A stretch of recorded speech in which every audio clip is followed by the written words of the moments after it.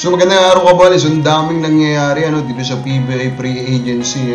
So yung mga trades Kaboles, may siya nasa back burner po muna yan Kaboles, kasi sa pre-agency po ang daming nangyayari after that draft po this 2023. Kaboles, pag-usapin nga natin itong nangyayari po sa Northport Superstars. So hindi pa nakasubscribe Kaboles, pakipindot naman po yung subscription button before natin pag-usapan yung nangyayari po dito sa Northport. Barang Pierre, dito muna tayo kay Meral Cobols, kasi mayroon namang hindi nangyayari.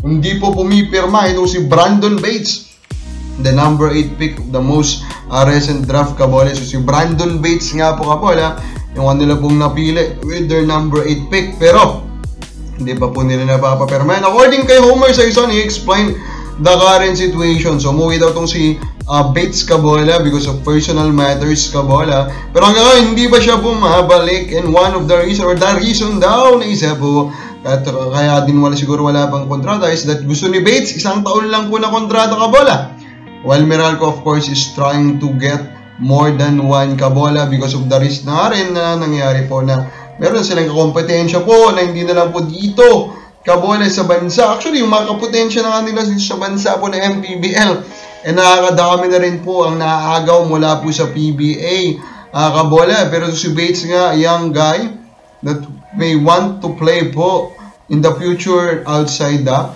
PBA. So both sides naman is well understood kung saan po sila nanggagaling.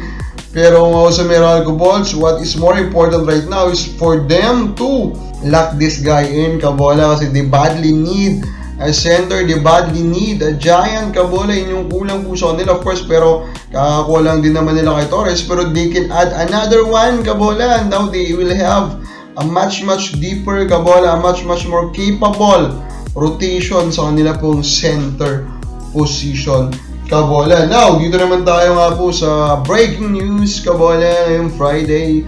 Ito nga pong pagpirma ni Arwin Santos dito sa playoff contender po ng MPBL na itong si Pampanga po. Yes, of course, nagbabalik po siya sa team. Nagbabalik po siya sa kanyang probinsya para pagsilbihan Kaboles. At siya po ay tutulong para po may panalo nila itong kanya pong kampyonato dito nga po sa MPBL. The current coach is of course Governor Delta Pineda Kaboles. Shocking ba ito? Hindi po, kasi last year pa lang, di ba?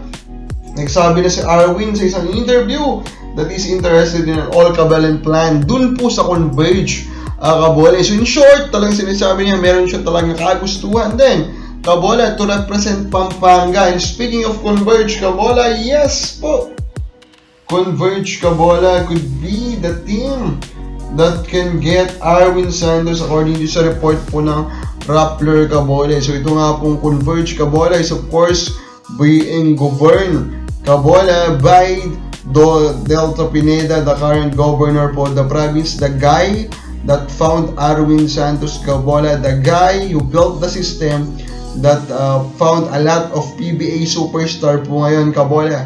Kaya naman hindi tayo nakapagtaka, kasi sabi po sa report, he is now an unrestricted free agent. In short, he can be signed by any team Kaboles, na wala na pong control dyan ang Northport Batang Pier. Need ba siya ng Converge? In reality, hindi po. He really struggled last year.